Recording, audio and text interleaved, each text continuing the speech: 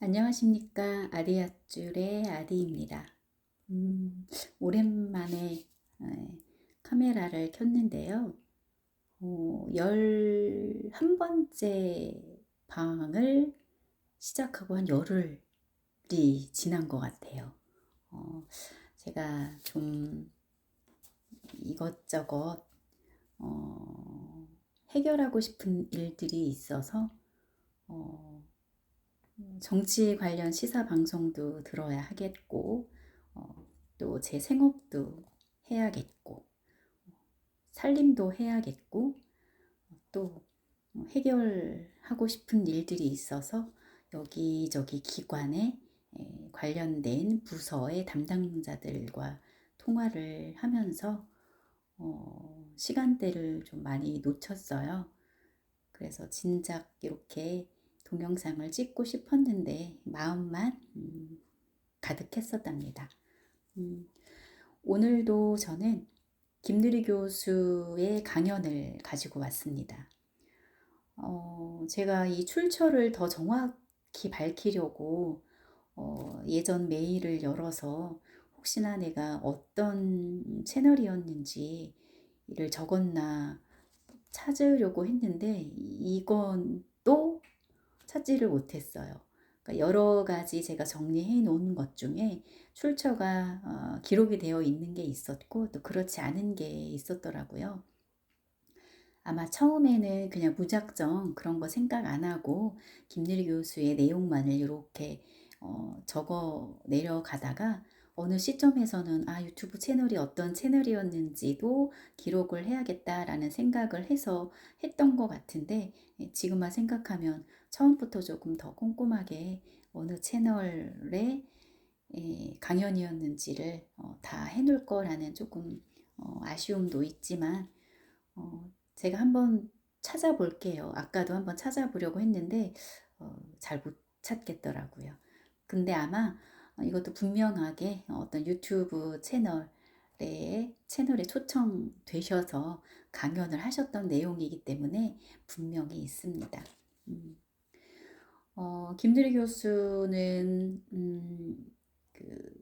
제일 크게는 교육과 그리고 통일에 관련돼서 초청도 되셔서 열심히 강연을 하고 다니시는데요.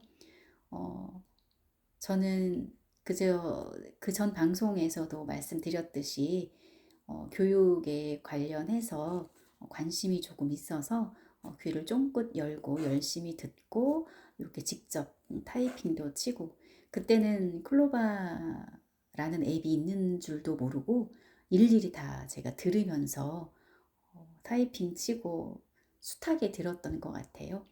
그때는 이렇게 요즘에 이 선이 없는 그 버즈라고 하나요? 그런 것도 없이 그냥 길게 늘어선 이런 이어폰을 끼고 조금은 불편하지만 그래도 좋아하는 일이고 관심 있는 일이어서 몇 번을 되돌리기를 반복하면서 되도록이면 정확하게 똑같이 이렇게 타이핑을 쳐야 하니까 여러 번 막 반복해서 조금은 힘들게 허리도 아프고 팔도 아프고 목도 아프고 눈도 아프고 이러면서 기록해 놨던 것을 제가 이렇게 방송을 하면서 뭐 많은 분은 지금 들어주시지는 않지만 그래도 이렇게라도 알 수 없는 분들과 소통을 하고 있다라는 것 자체, 한 분이라도 듣고 있다라는 것 자체에 기쁨을 느끼면서 참 그때 정리해 두길 잘했다라는 생각을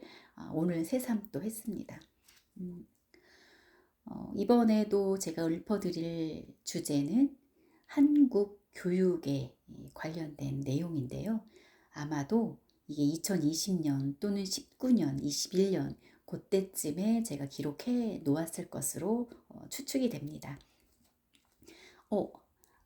지금은 2025년 12월 3일 수요일 제가 준비한 시각은 2시 38분이었고요. 아까 말씀드렸듯이 이 유튜브 채널을 찾느라고 조금 시간이 지나서 지금은 3시 5분을 지나고 있습니다. 초창기 한참 저 같은 경우는 김대리 교수를 처음 알게 됐을 때 그때부터 강연을 들었기 때문에 그 초창기 때 한참 이런 한국 교육에 대해서 네 가지를 그 당시에는 네 가지를 주장하셨었거든요. 네 가지를 없애야 한다라고 하시면서 이야기하셨던 내용을 포함해서 한국 교육의 방향과 그렇다면 한국 교육의 전환은 어떻게 돼야 할까라는 주제를 가지고 강연한 것을 그대로 읊어가는 방식으로 하겠습니다.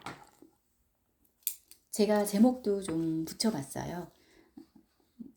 지금 화면에도 보이고 있지만 첫 번째는 이제 첫 번째 꼭지를 한국 교육의 방향, 그리고 두 번째 꼭지를 한국 교육의 전환이라고 꼭지를 달았고요. 그리고 이제 유튜브 제 채널에 게시를 할 때는 또 어떤 제목을 할까 이렇게 들춰보다가 눈에 들어온 구절을 인용을 해서 대학 교육을 상품으로 볼 것인가 아니면 권리로 볼 것인가 라는 말씀을 하셨거든요. 그것을 인용해서 대학 교육은 상품, 권리라는 스스로 자문할 수 있는 형식으로 한번 제가 제목도 뽑아봤습니다. 한국 교육의 방향. 우리는 독일의 많은 변화를 통해 우리에게 영감을 주는 사례로서 활용하는 것이지 그것을 그대로 적용한다는 것은 문화적, 사회적 격차가 맞지 않기 때문에 거대한 프로젝트가 요구된다. 저도 이 부분은 동의합니다. 외래어도 사실은 외국어가 한국으로 들어올 때는 그대로 외국어 자체로 쓰여지기도 하지만 그 우리가 받아들이는 우리 쪽의 문화적 그리고 사회적인 이런 것에 맞게 이렇게 조금 더 우리식으로 바꾸어서 쓰게도 되잖아요. 그것을 외래어라고 알고 있는데 그런 것과 마찬가지로 김두리 교수가 가장 교육혁명에 있어서 가장 잘된 선진국으로 뽑는 나라가 독일이었고 독일의 예를 가장 많이 드셨거든요. 그래서 그 독일의 방식, 독일의 사례를 우리가 적용한다고 할 때 그대로 되지는 못할 것이고요. 문화적, 사회적 격차에 맞게 그러려면 거대한 프로젝트도 요구가 된다라는 취지로 말씀을 하신 것 같아요. 한국의 지난 100년의 교육은 교육이 아닌 반교육이었다.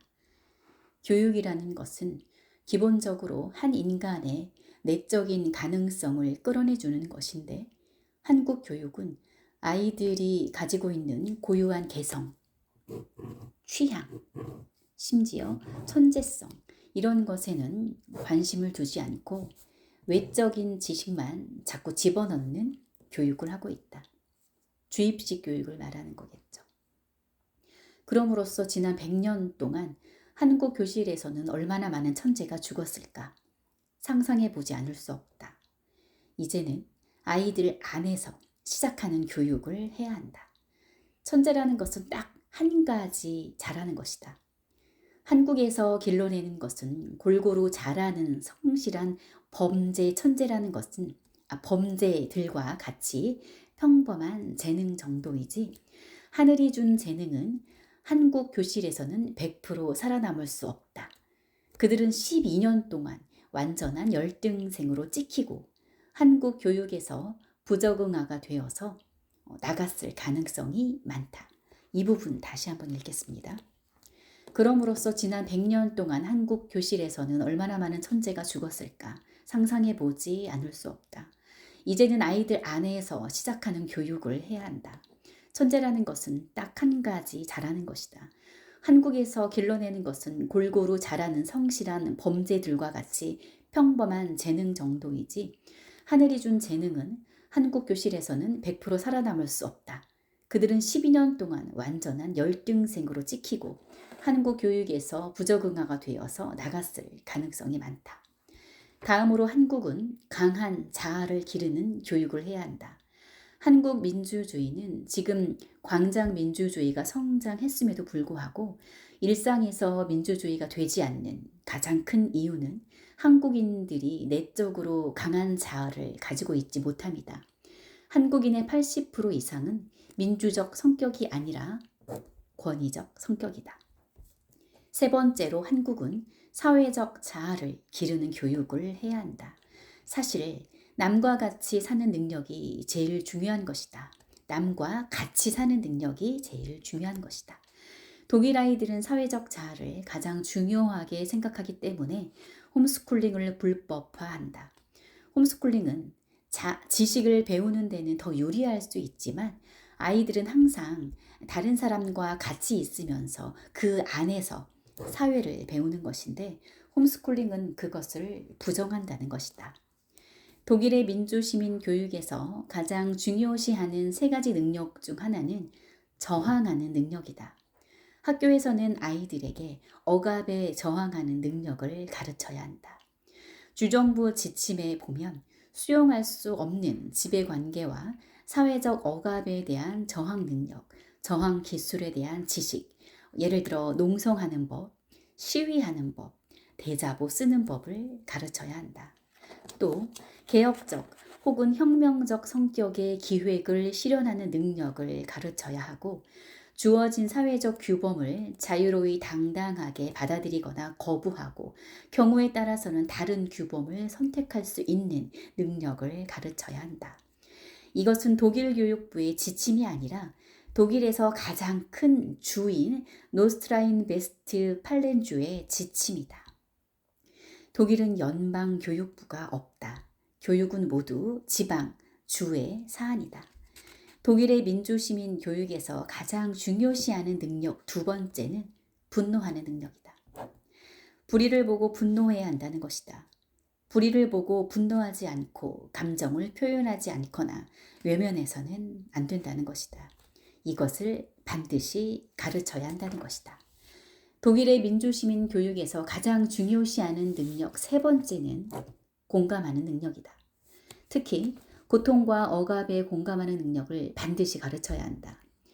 지난 나치하의 독일의 역사가 바로 독일인들이 이 세 가지가 결여되어 있어서 그렇게 히틀러 치하에서 끔찍한 재앙을 벌이게 됐다는 것이다. 저항하지 않고 분노하지 않고 공감하지 않은. 네 번째로 한국은 행복한 아이를 기르는 교육을 해야 한다. 독일의 아이들은 행복하다. 그에 비해 한국 아이들은 불행하다. 그 불행의 이유 중 하나가 억압에 의한 불행이다. 성적인 억압, 성적에 대한 억압이다. 어른들의 세계라는 것은 성적 기만의 세계 또는 위선의 세계와 같은 이중적 성 모럴 속에 아이들을 억압해 놓으니 아이들이 어른 세계에 대해 적대적이면서 굉장히 도착적인 그야말로 악마 수준의 아이들까지 나타나게 되는데 그 대표적인 예가 N번방이다. 이것은 굉장히 중요한 문제이고 성교육과 관련한 또 다른 문제이다. 이렇듯 성적에 대한 학업 스트레스로 아이들을 억압해 놓기 때문에 아이들이 가장 행복해야 할 그 시절에 그 아이들이 죽어간다. 이것이 한국 교육의 현실이다. 한국 아이들이 자살률이 전 세계에서 평균적으로 3, 4배가 높고 아동들은 전 세계에서 가장 우울한 아동 우울증이 세계 1위이다. 그러나 이보다 더 끔찍한 것은 정상적인 아이들도 상시적으로 3분의 1의 아이들이 자살 충동에 시달린다는 것이다. 현재 하루에 대략 150명, 1년에 5만 명 정도가 학교를 떠나는 상황이다. 이것은 프랑스 르몽드지가 확인해 주지 않아도 우리는 우리 아이들이 전 세계에서 가장 불행하다는 것은 이미 더 잘 알고 있다. 이제는 더 이상 이것은 교육이 아니다. 지금은 우리가 옐로우 카드를 보일 때는 이미 지났다. 이제는 레드 카드를 보여서 이제는 중단을 시켜야 한다. 이것은 적당히 빨아서 쓸 수 있는 교육이 못 된다. 근본적으로 새로운 교육으로 시작하지 않으면 안 된다. 두 번째 꼭지, 한국 교육의 전환은? 지난 100년 동안 한국의 교육을 돌아볼 때 한국은 30년 동안 일제 치하의 교육으로 황국 신민을 키우는 게 교육의 목표였다. 해방 이후 40년 동안은 10년 민간 독재, 30년 군사 독재로 반공투사, 산업 전사를 키우는 게 교육의 목표였다. 그 이후 민주정부 30년 동안은 인적 자원을 키우는 것이 교육의 목표였다. 우리는 그때만 해도 인적 자원이라는 것이 이전의 교육 목표보다는 왠지 세련되고 발전된 것이라고 생각했다. 제국주의 시대의 황국 신민을 키우는 교육에서 국가주의 시대의 교육, 그리고 마침내 민주정부가 되어서 내세운 표방한 교육 정책이란 것은 신자유주의 정책을 표방한 것이다.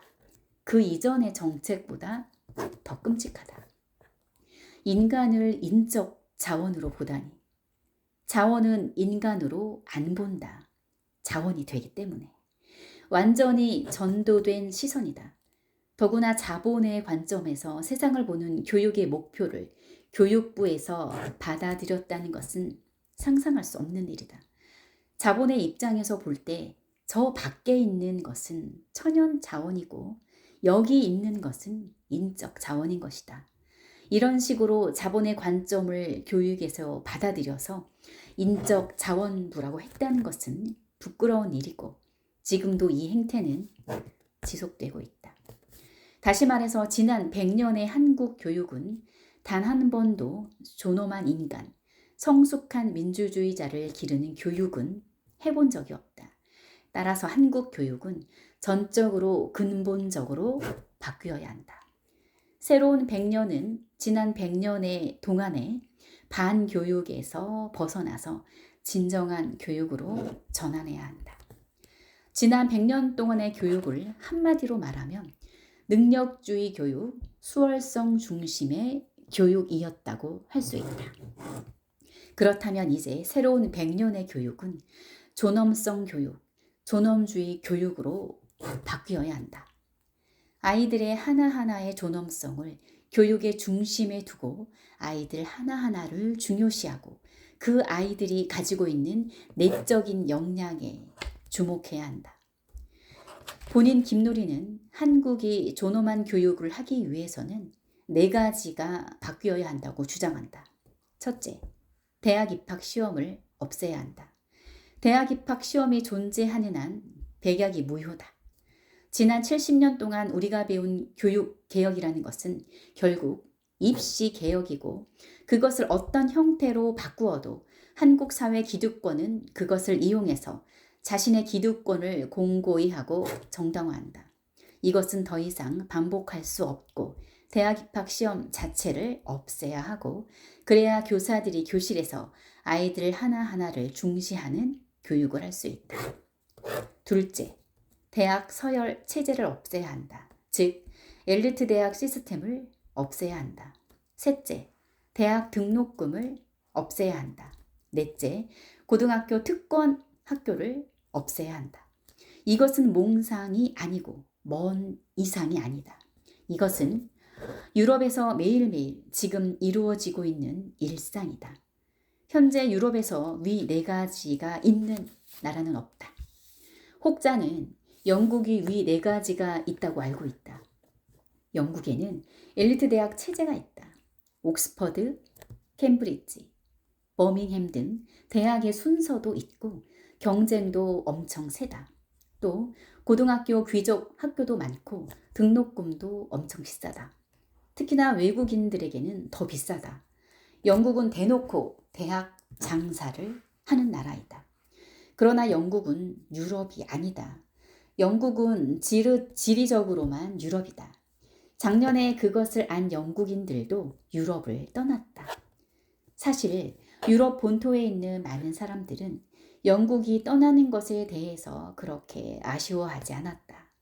그래도 잡는 척은 해야 하니 신용을 좀 했지만 실제로 영국이 유럽을 떠났다기보다는 이미 영국은 유럽인 적이 없다. 영국인들의 사고, 태도, 아비투스, 사회 구조 모두가 미국식이다. 그래서 항상 영미 모델이라고 한다. 영미 모델과 유럽 모델은 서로 대안이거나 대립적인 안티테제의 관계이다. 대다수의 유럽 국가들은 위 네 가지처럼 대학 입시 제도가 없고 엘리트 대학 체제가 없고 대학 입학 등록금이 없다.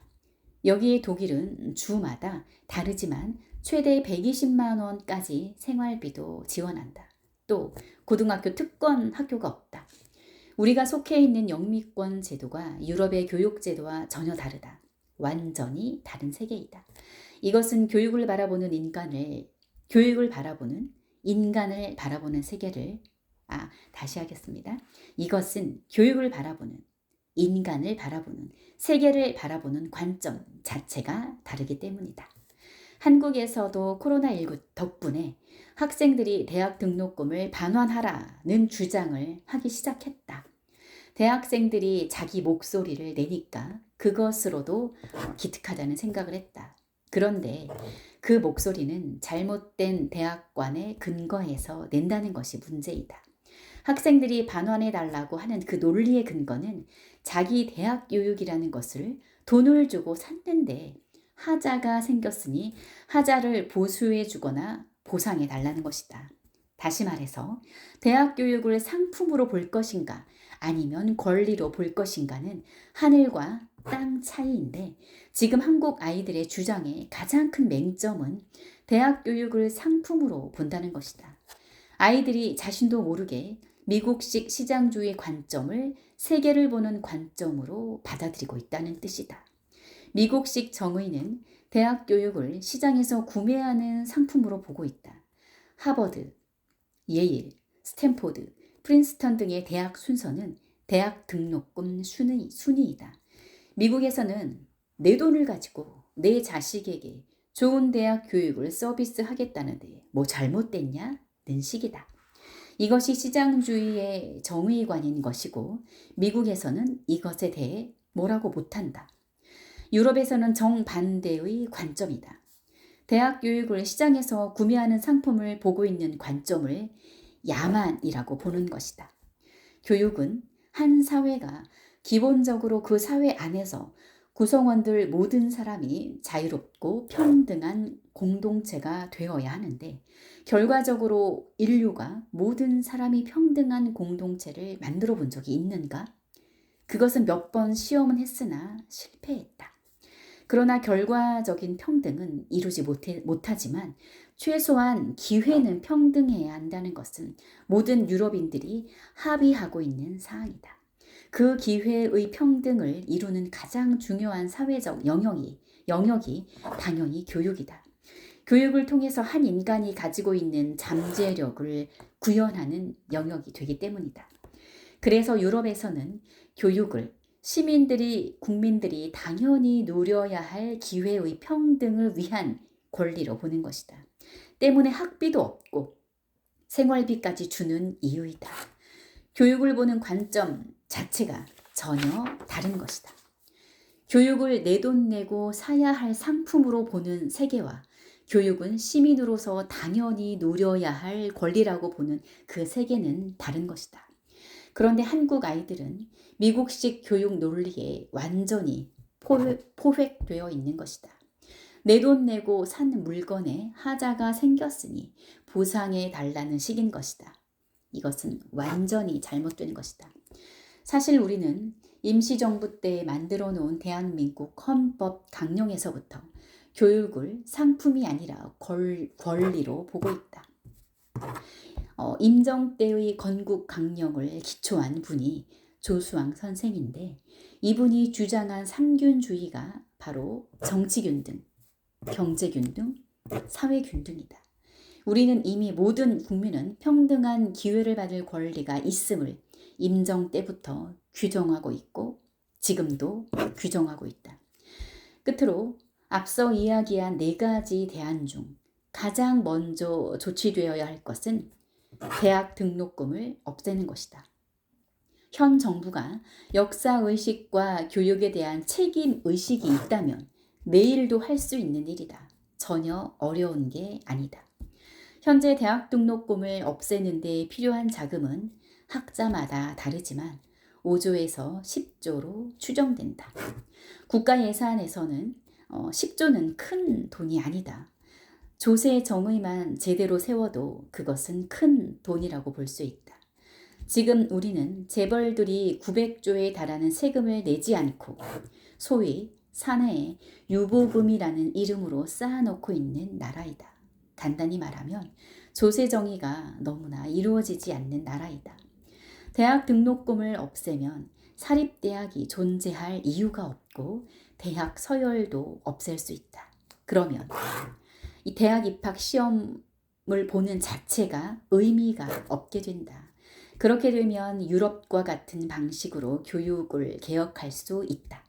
그렇다면 우리는 경쟁 없는 학교에서 아이들의 개성을 중시하고 아이들의 존엄성을 중시하는 교육을 우리도 출발할 수 있고 아이들이 행복한 학교로 만들 수 있다. 이렇게 김누리 교수의 강의는 끝이 났고요.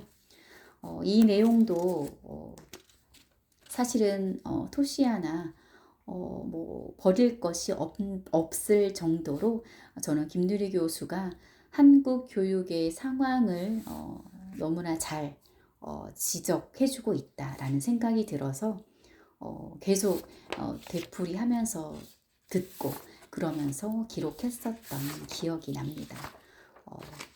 사실은 민주정부 그리고 민주적인 대통령을 뽑았었던 때에도 이러한 사실들을 몰랐을 리 없다라고 생각합니다.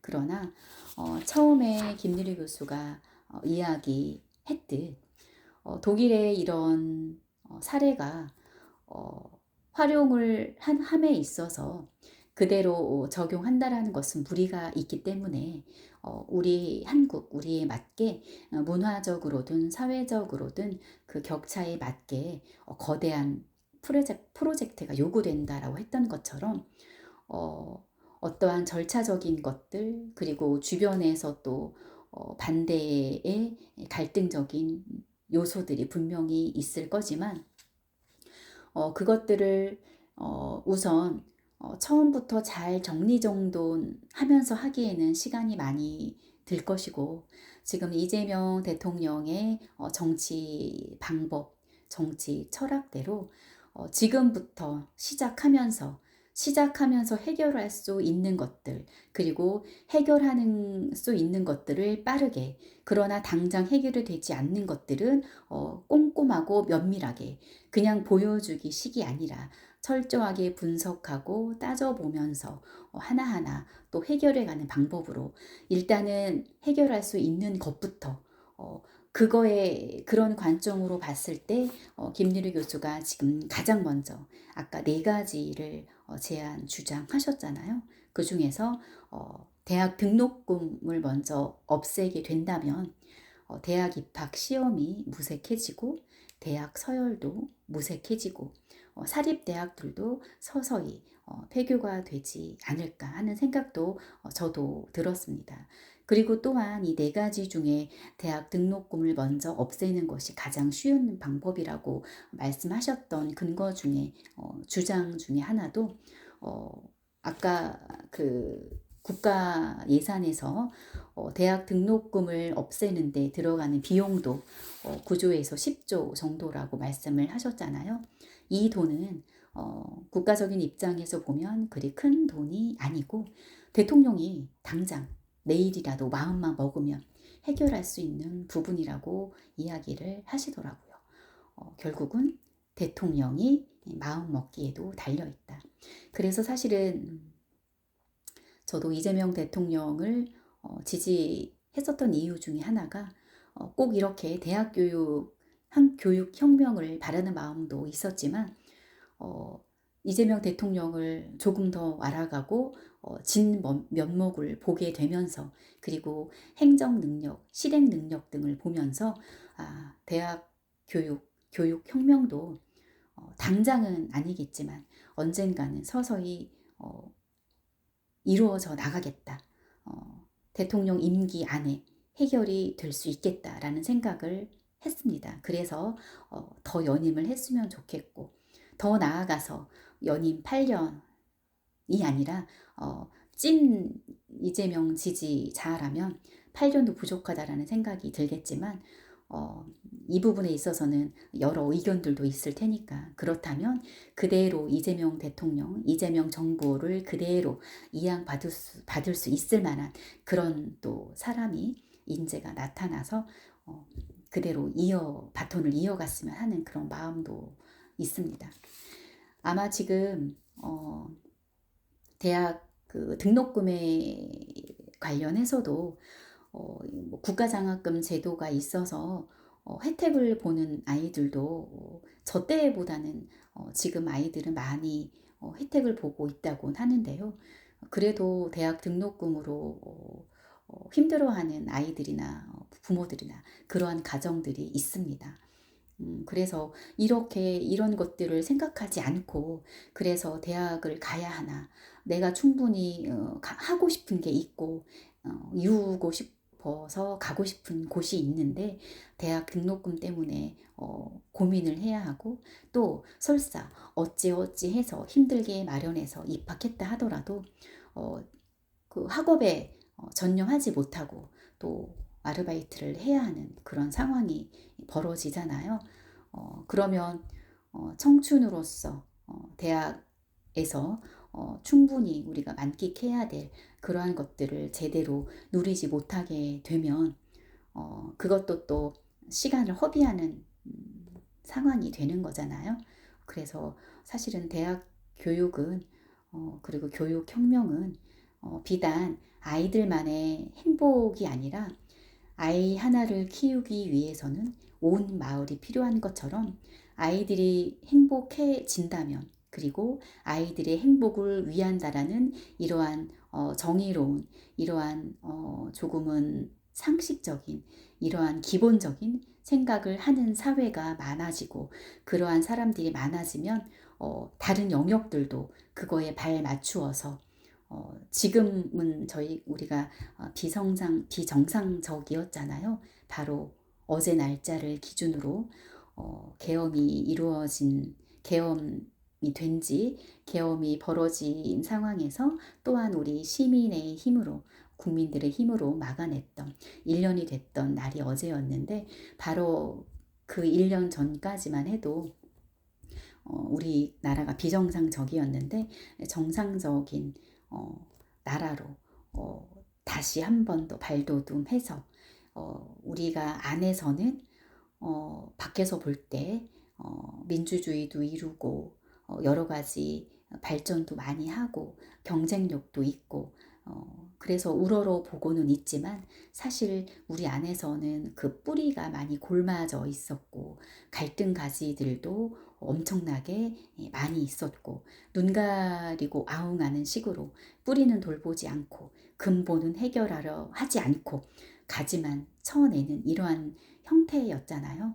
그런데 이제 이재명 정부가 들어서면서 지금 5개월도 되지 않았는데 너무나 많은 성과들이 있었고 너무나 많은 실행력으로 믿음과 신뢰를 주고 있고, 벌써 해외에서도 그런 이재명 대통령과 이재명 정부의 진가를 알아내고 있고, 그래서 저는 많이 지금 설레이고 있거든요. 대학 교육 개혁은 미래 세대를 길러내기 위해서 정상적이라고 할까요? 그리고 상식적이라고 할까요? 이러한 정의로운, 그리고 당당하게 이야기할 수 있고 당당한 권리를 찾을 수 있는 이러한 아이들을 길러내는 곳이라고 한다면, 지금 언론 같은 경우도 기성 세대들이 길러져야 하는 곳이라고 저는 생각해요. 똑같이 아이들의 입장이라고 생각을 할 때. 그럴 때 사실은 여러 지금 진보 진영의 이재명 정부를 지지하는 여러 유튜버들, 대형 유튜버들은 이미 지금 신의를 잃어가고 있고요. 지금 신생에서 계속 활발하게 하고 있는 그러한 신생 유튜버 들이 작은 언론이라 비언론, 준 언론이긴 하지만 그런 언론의 역할을 하고 있잖아요. 그들은 우리 어른들을 교육해 주는데 올바른 생각을 할 수 있고 성찰을 할 수 있고 사유할 수 있게 이렇게 이야기를 해 주는 거, 팩트를 기반으로 진실과 그리고 비판적인 시각을 가지고 어른들에게도 기성세대들에게도 그렇게 생각하고 조금은 사유하고 성찰해서 바른 판단을 할 수 있도록 이렇게 교육을 하고 있다라고 저도 생각을 해요. 그래서 비단 대학 교육뿐만 아니라 교육 개혁은 모든 것을 아우르는 모든 영역을 아우르는 혁명이라고 생각해서 정말 중요하다고 생각하고 그래서 아마 김누리 교수는 10여 년 훨씬 전부터도 이렇게 교육 개혁을 외치고 다니셨다고 했지만 한국에서는 어찌할 수 없는 상황이고 일이 너무 커지기 때문에 손을 댈 수 없는 상황이었을 수도 있고요. 하지만 지금은 이재명 정부이기 때문에 하나하나 실타래를 풀어가듯이 실타래를 풀어가면서 해결할 수 있는 부분은 해결하고 아까도 말씀드린 것처럼 해결해야 하는 것들이 있지만 당장 해결할 수 없는 것들은 다시 실이 엉키지 않도록 꼼꼼하고 철저하게 관찰하고 살펴서 하나하나 이루어 나간다면 그렇게 해서 가속도가 붙게 되면 교육 계획, 교육 혁명도 독일 못지않게 우리도 이루어낼 수 있을 거라고 저는 믿고 싶고 그 믿음을 확신하고 싶습니다. 아유, 제가 또 사설이 길어졌는데요.